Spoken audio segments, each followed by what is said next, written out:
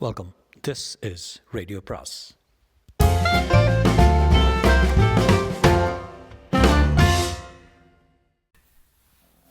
அனைவருக்கும் அன்பு வணக்கம். ஜாவர் சீதாராமனின் உடல் பொருள் ஆனந்தி அத்தியாயம் 52. நான் அவளை தொடர்ந்து அவள் காருக்கு சென்றேன். பின் சீட்டில் படுத்துக்கொண்டேன். அவளும் என் அருகில் வந்து உட்கார்ந்து கொண்டாள். கார் டிரைவர் டீ கடையிலிருந்து டீ வாங்கி கொண்டு காரை நோக்கி வருவதை பார்த்தேன். அப்புறம் எனக்கு ஞாபகம் இல்லை. கண்கள் தாமே மூடிக்கொண்டன. உணர்வு என் உடலை விட்டு மெல்ல விலகி கொண்டிருந்தது. நான் விழித்தபோது அடையாறு வீட்டில் காவலில் வைக்கப்பட்டிருந்தேன். நான் ஆனந்தியாக மாறியிருந்தேன். திலீபன் உருவம் என்ன ஆபத்து விளைவித்திருக்குமோ என்று கலங்கி போய்விட்டேன். அப்போது மேஜர் வீட்டிற்கு வந்தார். நீ திலீபனை பைத்திய ஆஸ்பத்திரியில் சிறை வைத்திருப்பதாக கூறினார். எத்தனை நாள் அவன் திலீபனை அங்கு வைத்திருக்க முடியும்? திலீபன் வெளிவந்ததும் சீதாவை அடையாமல் விடமாட்டான் என்று சொன்னார். அன்று முதல் என் மனத்தில் ஒரே ஒரு விருப்பம்தான். எப்படியாவது ஆனந்தி உருவத்தில் ஆயினும் சரி உன்னை சந்திக்க வேண்டும்.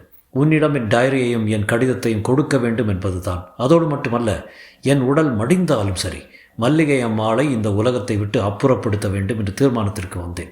சந்தர்ப்பம் கிடைத்ததும் சிறு சிறு பகுதிகளாக எழுதிய இந்த கடிதத்தையும் நான் வீட்டின் பின்புறம் மாட்டுத் தொழுவத்தில் இது நாள் வரை ஒழித்து வைத்திருந்த இந்த டைரியையும் எடுத்து உன் வீட்டிற்கு புறப்பட்டேன். மற்றது உனக்கு தெரியும். எப்படியாவது திலீபன் ஆஸ்பத்திரியிலிருந்து வெளிப்படும் முன் அவனை கொன்றுவிடு அண்ணா. இதுதான் உன் தம்பியின் கோரிக்கை. இறந்தபின் அவனை உடனே எரித்து விடு. அப்போதுதான் சீதா காப்பாற்றப்படுவாள். கோர்ட் கிளார்க் கடிதத்தை படித்து முறித்து நிறுத்தினார். ஜட்ஜ் ராமநாதனை பார்த்தார். ராமநாதன், நான் திலீபனை சுட்டதன் காரணத்தை இனி விளக்க வேண்டிய தேவையில்லை. இது மாதிரி 20ஆம் நூற்றாண்டில் நடக்குமான்னு நீங்கள் கேட்கலாம். நடந்திருக்கிறது. நம்பினா நம்புங்க, நம்ப விட்டால் பரவாயில்ல. நான் கடமையை செய்து விட்டதாக நினைக்கிறேன் என்று கூறி முடித்தான். சில வினாடிகளுக்கு ஜட்ஜ் அறையில் யாரும் பேசவில்லை. நீதிபதி கடிகாரத்தை பார்த்தார். 3 மணி காட்டியது. ஜட்ஜ் கோர்ட்டாரோடு டாக்டர் சண்முகசுந்தரம் ஆஸ்பத்திரியில் போய் சாகாமலும் பிழைக்காமலும் 2ம் கெட்டான் நிலையில் மயங்கி கிடக்கும் திலீபனை நேரிலேயே பார்க்க வேண்டும் என்றார். ராமநாதன், நானும் ஒரு முறை என் சகோதரனின் உருவத்தை பார்க்க விரும்புகிறேன் என்று சொன்னான். போலீஸ் தரப்பு வக்கீல், அது முறையல்ல என்று ஆட்சேபம் தெரிவித்தார். நீதிபதி, எந்தவித சலனமும் இல்லாமல் கிடக்கும் உருவம், ஒருவேளை ராமநாதனும் சீதாவும் அங்கு வந்தால் வாழ்வின் அறிகுறி காட்டலாம். ஆகையால் தக்க பாதுகாப்போடு ராமநாதனையும் சீதாவையும் ஆஸ்பத்திரிக்கு அழைத்து வாருங்கள் என்று உத்தரவு பிறப்பித்தார். இதே சமயத்தில் ஜட்ஜ் அறையின் கதவு திறந்தது. இன்ஸ்பெக்டர் நுழைந்தார். கோர்ட்டாரிடம் ஒரு முக்கியமான விஷயத்தை சொல்ல வேண்டும். இப்போதுதான் டாக்டர் சண்முகசுந்தரத்தின் ஆஸ்பத்திரியிலிருந்து ஃபோன் வந்தது. வீணையோடும் மல்லிகை பூக்களோடும் ஒரு பெண் வந்திருக்கிறாளாம். அவள் திலீபனின் அறைக்குள் வீணையோடு செல்ல வேண்டும் என்று கெஞ்சுகிறாளாம். உயிர் போகும் முக்கியமான விஷயம் என்று மன்றாடுகிறாளாம். அவளை திலீபனின் அறைக்குள் அனுமதிக்கலாமா என்று கோர்ட்டாரின் உத்தரவிற்காக டாக்டர் காத்திருக்கிறார் என்று சொன்னார். ராமநாதன் தன்னை மறந்தபடி, அந்த பெண் ஆனந்தியின் உருவத்தில் இருக்கும் திலீபனாகத்தான் இருக்க வேண்டும் என்று கூவினான். அத்தியாயம் 53. ஜட்ஜ் சற்று கடுமையாக ராமநாதனை பார்த்து, ஆமா இதே என்றார். பிறகு இன்ஸ்பெக்டரிடம், அந்த பெண்ணை திலீபனின் அறைக்குள் அனுமதியுங்கள். ஆனால் அவள் திலீபனை மட்டும் தொடாமல் பார்த்து கொள்ளுங்கள். கோர்ட்டும் இன்னும் ஒரு அரை மணி நேரத்தில் அங்கு விஜயம் செய்யும் என்பதை டாக்டருக்கு தெரிவித்து அதை ரகசியமாக வைத்திருக்க சொல்லுங்கள் என்று கட்டளையிட்டார். இன்னொரு போலீஸ் அதிகாரி சீதாவை ஆஸ்பத்திரிக்கு அழைத்து வர புறப்பட்டார். கோர்ட் கலைந்தது. போலீஸ் வக்கீல் ராமநாதனின் வக்கீலிடம், என்ன சார் இதெல்லாம் நம்ப முடியுமா? இந்த பேய் கதையை நம்பி ராமநாதனை விடுதலை செய்ய முடியுமா என்றார். ராமநாதன் வக்கீல் போலீஸ் வக்கீலிடம், சார் நீங்கள் போலீஸ் வக்கீலா இல்லை உங்களுக்குள்ளே மல்லிகை அம்மாள் தான் இருந்து பேசுகிறாளான்னு எப்படி சார் நிச்சயமாக சொல்கிறது என்று பதில் அளித்தார். போலீஸ் வக்கீல் அப்புறம் ஒன்றும் பேசாமல் நகர்ந்து விட்டார். இதே சமயத்தில் ஆஸ்பத்திரியின் ஆனந்தி திலீபன் படுத்திருக்கும் அறைக்குள் நுழைந்தாள். டாக்டர் அவளை, எட்ட இருந்தே பார்க்க வேண்டும் என்றார். ஆனந்தி, டாக்டர் சார், நான் அவரை ஒன்றும் செய்ய மாட்டேன். இந்த பூண்டு இதழ்களை மட்டும் தயவு செய்து அவர் நாசியின் முள் வையுங்கள் என்றான். டாக்டர் பூண்டு இதழ்களை வாங்கி கொண்டு யோசித்தபடி நின்றார். யோசிக்காதீங்க டாக்டர் சார், உங்கள் நண்பர் ராமநாதன் குடும்பத்தை காப்பாற்றிய புண்ணியம் உங்களுக்கு சேரும் என்றான். திலீபனின் உருவத்தில் சலனம் தெரிந்தது. ஆனந்தி மல்லிகை பூச்சரங்களை தன் மீது அணிந்து கொண்டு வீணையை வாசிக்க ஆரம்பித்தாள். டாக்டர் பூண்டு இதழ்களை படுத்திருக்கும் திலீபனின் நாசியின் முன் பிடித்தார். திலீபனின் உருவம் திணற ஆரம்பித்தது. இது நாள் வரை பேசாமல் படுத்திருந்த திலீபன், ஆளை வெளியே தள்ளுங்க, வெளியே தள்ளுங்க என்று கூச்சலிட்டான். ஆனந்தி திலீபனின் கூச்சலை மதிக்காமல் அவனை நோக்கியபடி வீணை வாசிக்கத் தொடங்கினாள். வீணையின் நாதம் அவள் கைவிரல்களை ஊளையிடுவது போல ஒலித்தது. திலீபன் கண்களை திறந்து வெறுப்போடு ஆனந்தியை நோக்கினான். அதே சமயத்தில் ஆனந்தி வீணையை கீழே வைத்துவிட்டு டாக்டர் தடுக்கு முன் பாய்ந்து திலீபனை அணைத்தபடி அவன் முகத்துக்கு நேர் தன் முகத்தை வைத்தாள். திலீபன் திணறினான். ஆனந்தியை தள்ள முயன்றான். சற்றும் எதிர்பாராத இந்த நிகழ்ச்சியை கண்ட டாக்டரும் சிப்பந்திகளும் ஓடிப்போய் ஆனந்தியை பிடித்து இழுத்தனர். ஆனந்தி விலக்கப்பட்டாள். திலீபன் உடனே எழுந்து உட்கார்ந்தான். டாக்டர் கையில் இருந்த பூண்டு இதழ்களை பறித்து மென்று தின்றான். அதே சமயத்தில் மேஜர் ஆஸ்பத்திரிக்குள் நுழைந்தார். அவரை தொடர்ந்து ராமநாதன், ஜட்ஜ், வக்கீல்கள் நுழைந்தார்கள். மேஜர் ஆனந்தியை பார்த்ததும் ஆத்திரத்தோடு அவரை சுட்டார். ஆனந்தி அலறினான். துப்பாக்கியோடு நிற்கும் மேஜரை பார்த்தாள். ஐயோ மாயநாதா, என்ன சுட்டுட்டியே, திலீபன் தப்பி விட்டான்டா என்று சொல்லி சாய்ந்தாள். அந்த குரல் திலீபன் குரலாக இல்லை, வழக்கமாக உள்ள ஆனந்தியின் குரலாகவும் இல்லை. முற்றிலும் புதிய நடுத்தர வயதுள்ள மாதின் குரலாக இருந்தது. அது மல்லிகை அம்மான் குரல் என்று அங்குள்ள யாருக்கும் தெரியாவிட்டாலும் மேஜருக்கு அது புரிந்துவிட்டது. ராமநாதனும் ஓரளவு ஊகித்து கொண்டான். திலீபனை மேஜர் வெறுப்போடு பார்த்தார். தன் சுய அறிவை இழந்தார். ஜட்ஜ், மாயநாதனை கைது செய்யுங்கள் என்று கட்டளையிட்டார். போலீஸ் அதிகாரி நெருங்குவதற்குள் மேஜர் தன் துப்பாக்கியால் திலீபனை நோக்கி குறிவைத்தார். அவர் சுடுவதற்குள் ராமநாதன் பாய்ந்து அவர் மீது விழுந்தான். அதே வினாடி துப்பாக்கி தொடர்ந்து இருமுறை வெடிக்கும் சப்தம் கேட்டது. ராமநாதன் தரையில் சாய்ந்தான், மார்பை பிடித்து கொண்டு.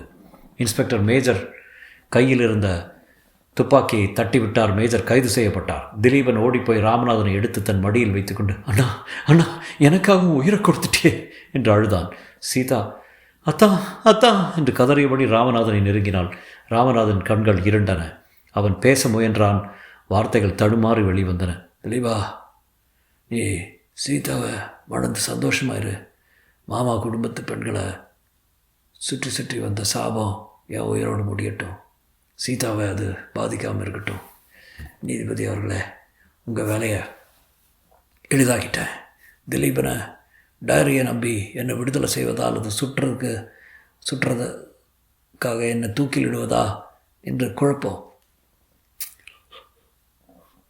யாருக்கு வேண்டாம். திலீபன் உடலை சுட்டதுனால்தான் அதே திலீபன் உயிரை என்று காத்துவிட்டேன். திலீபன் குறுக்கிட்டான். அண்ணா, நான் வந்ததிலிருந்து ஒரு நாள் கூட உனக்கு அமைதி கொடுக்கல. உன்னை குற்றவாளி ஆக்கிட்டேன். இப்போது உயிரே வாங்கிட்டேன். எப்படி உனக்கு கைமாறு செய்வேன்னா? எப்படி கைமாறு செய்வேன்?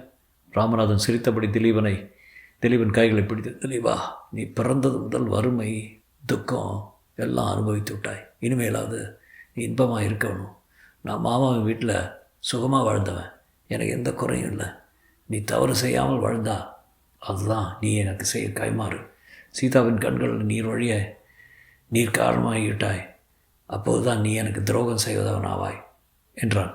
சீதா, தான் வாழாமல் போகிறீங்களே, தான் வாழாமல் போகிறீங்களே என்று கதறினாள். ராமநாதனின் கண்கள் மூடின. முயற்சியோடு அவற்றை திறந்தான். சீதா, அண்ணன் தங்கையாக வளர்ந்தோம்.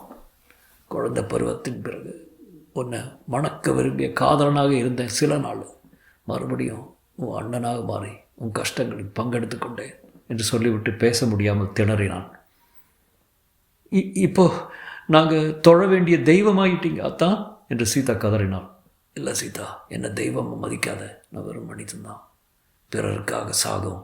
மரணம் ஒரு நிரந்தர நீடித்த வாழ்வு என்று சொல்லிவிட்டு சாய்ந்து விட்டான். நீதிபதியும் தன் கண்களை துடைத்து கொண்டார். திலீபனை மறுநாள் கோர்ட்டுக்கு வரும்படி கேட்டுக்கொண்டார். மேஜர் சிறைக்கு இழுத்துச் செல்லப்பட்டார். ஆனந்தியின் உடல் அப்புறப்படுத்தப்பட்டுவிட்டு அன்றிரவு எரிக்கப்பட்டது. வருஷங்கள் ஓடின. சென்னையில் ஒரு மாளிகையின் ஹாலில் 7 வயது சிறுவன் பந்தை வீசி எறிந்து கொண்டிருந்தான். அது மேஜை மீது இருந்த கடியாரத்தை கீழே தள்ளிவிட்டது. சீதா ஆத்திரத்தோடு ஓடி வந்தாள். ராம்நாதா, உன் விஷமத்துக்கு எல்லையே இல்லையா? கண்டிப்பு இல்லாமல் வளர்ந்து போக்கிரி பிள்ளையாயிட்டடா என்று தன் மகனை திட்டிவிட்டு தன் கணவன் திலீபனை திரும்ப பார்த்தாள். திலீபன் சிரித்தான். சீதா, இப்படி சிரித்தே அவனுக்கு கெடுத்துட்டீங்க. நீங்கள் அவனுக்கு பயமே இல்லை பாருங்கள். கடியாரத்தை உடைச்சிட்டான். ஒரு அடி வச்சா என்ன என்றார் திலீபன் குறுக்கிட்டு. குழந்தைய அடிக்காது சீதா. அண்ணாவே மறுபடியும் நம்ம வீட்டுக்கு நமக்கு குழந்தைய பிறந்திருக்கான்னு நினைக்கிறேன். எனக்காக எல்லாவற்றையும் கொடுத்து உயிர் நீத்து அந்த உத்தமன் பேரை தாங்கி கொண்டிருக்கிற குழந்தையை தொட்டு அடிக்க மனம் வருமா சீதா? நீயே சொல்ல என்று கண்களை துடைத்து கொண்டான். குழந்தை ராமநாதன் தன் தந்தையும் தாயையும் மாறி மாறி பார்த்தான். சீதா திலீபனை நெருங்கி, பாருங்க குழந்தை பார்க்குறத அப்படியா தான் ராமநாதன் பார்க்குற மாதிரி இருக்கு என்று சொல்லி கண்கலங்கி நின்றான். முற்றும். ஸோ அந்த மாதிரி அந்த பயங்கரமான ஒரு கதை முடித்தோம். உடல் பொருள் ஆனந்தின்னு என்ன சொல்கிறது.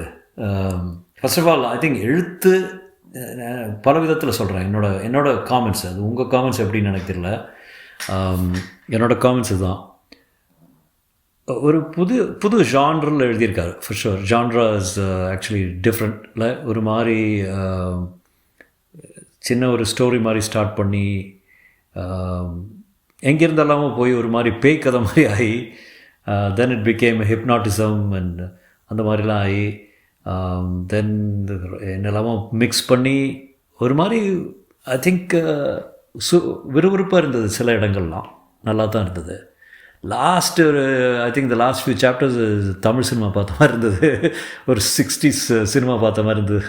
இந்த டயலாகெல்லாம் எழுதுனதெல்லாம் அப்சல்யூட்லி சினிமா மாதிரி இருந்தது. இட்ஸ் லைக் ரொம்ப ரொம்ப பெத்தட்டிக்காக இருந்தது லாஸ்ட் பாகம். I think he wanted to finish it.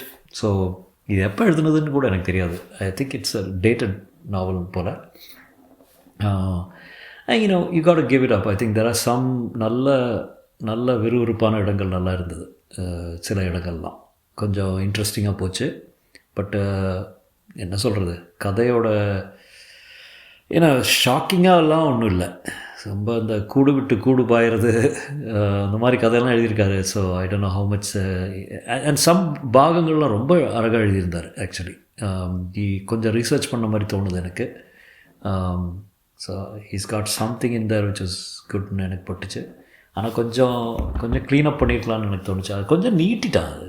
இந்த ஹோல் திலீபன் ஆனந்தி விஷயம் ரொம்ப I think a few chapters were just back and forth same thing. இல்லை அந்த வீட்டுக்கு போகிறது, வீணை வாசிக்கிறது, ஏன்னோ ஸோ இதே கதை தான். அந்த அந்த அந்த அந்த ராகம் அண்ட் ஏன்னா சேம் கைண்ட் ஆஃப் பூண்டு ஸ்டஃப் கொஞ்சம் அதெல்லாம் கொஞ்சம் ரிப்பிட்டேஷனாக இருந்தது. But overall I would give it an above average நாவல். ரொம்ப little bit longer than what I thought. உங்களுக்கு ப்ராப்ளம் சில பேருக்குலாம் ரொம்ப பிடிச்சதுன்னு நினைக்கிறேன் இந்த மாதிரி கதையெல்லாம். எனக்கு என்னமோ கொஞ்சம் கூட பெட்டராக இருக்கலாம்னு தோணுச்சு. டுவர்ட்ஸ் எண்டெல்லாம் ரொம்ப ரொம்ப பெத்தட்டிக்காக போச்சு. But it was okay. It's best above average தான் நான் சொல்லுவேன். டெஃபினெட்லி இட்ஸ் நாட் அ சூப்பர்லாம் சொல்ல முடியாது. ஆனால் definitely not bad novel. So அதான் என்னோடய ஒப்பீனியன். உங்களுக்கு எப்படின்னு தெரில, சொல்லுங்கள். யாரோ சொன்னாங்க இந்த புக்கை படின்ட்டு, அதனால தான் அது படித்தேன். I'm not regretting it. It's a pretty long novel. So முடிச்சாச்சு. இன்னும் கொஞ்சம் புக்ஸ் இருக்குது, அதெல்லாம் பார்ப்போம் ஒன் பை ஒன். ஓகே, மீண்டும் சந்திக்கும் வரை வணக்கம் கூறி விடைபெறுகிறேன். நன்றி. சியர்ஸ்.